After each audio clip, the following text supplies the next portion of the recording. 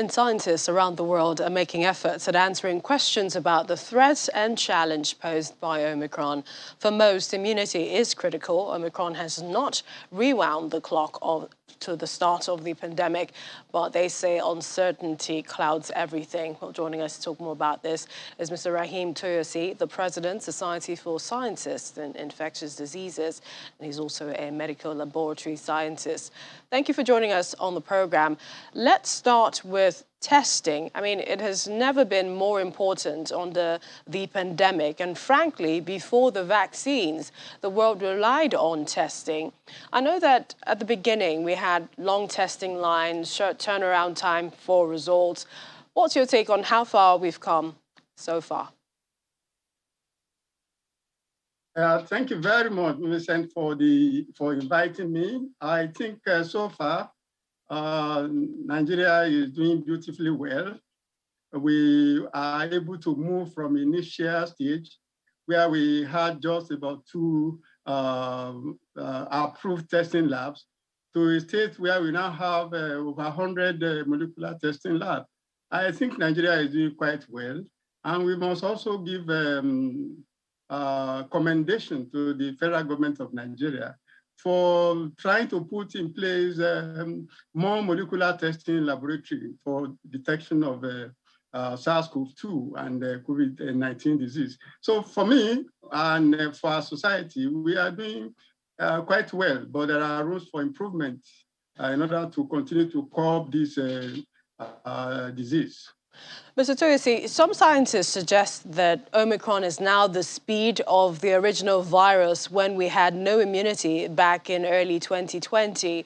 What have you noticed from the variant spreading at the earlier pandemic days and this latest variant of concern? Oh, thank you. When the disease broke out in 2019, what we had at that time is a type of SARS-CoV-2 that we take as the original type of coronavirus that is causing the COVID-19, which is SARS-CoV-2. Between then and now, we have witnessed several variants of concern according to the WHO. And initially, what we had was alpha variant. Thereafter, we have the delta, the beta, the delta, and gamma. And for now, we are battling with the Omicron variant of the virus. What informed the changes over time? There are so many reasons for that. The virus, as we all know, continually mutates, just like any other virus pathogen. There is that tendency for mutation, and the mutation means that there are some genetic variations in the code of life, that is the nucleic acid of the organism.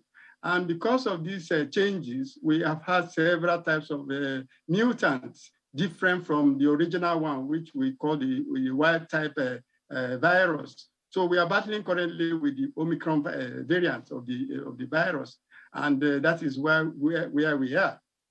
In terms of perhaps some of your data, research, epidemiology updates on Omicron and the future of COVID-19, what would you say is going on? Well, the truth about viral infection, and in fact, any infection of that nature, is that the pathogen, the agent of any disease, continually mutate based on certain determinant that is existing at a particular time.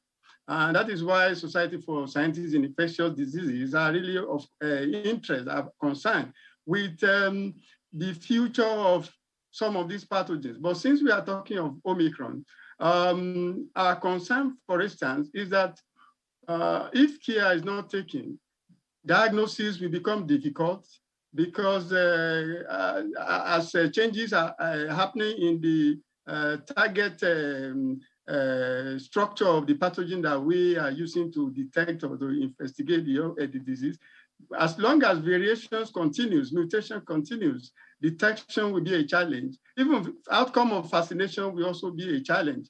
And that is why we are of a serious interest in the dynamics of this mutation and what we can do to continue to put the disease, to continue to curtail the disease, because we know that mutation and variation in this pathogen is something that we have to contend with as a result of certain determinants which are happening even without us knowing.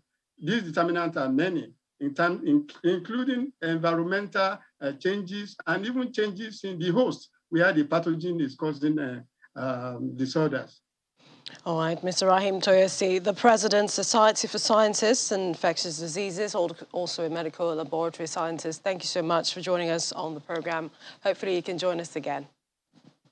Thank you for having me. Still to come, health expert in Jigawa State cautions on continuous use of the COVID-19 safety guidelines. Please stay with us.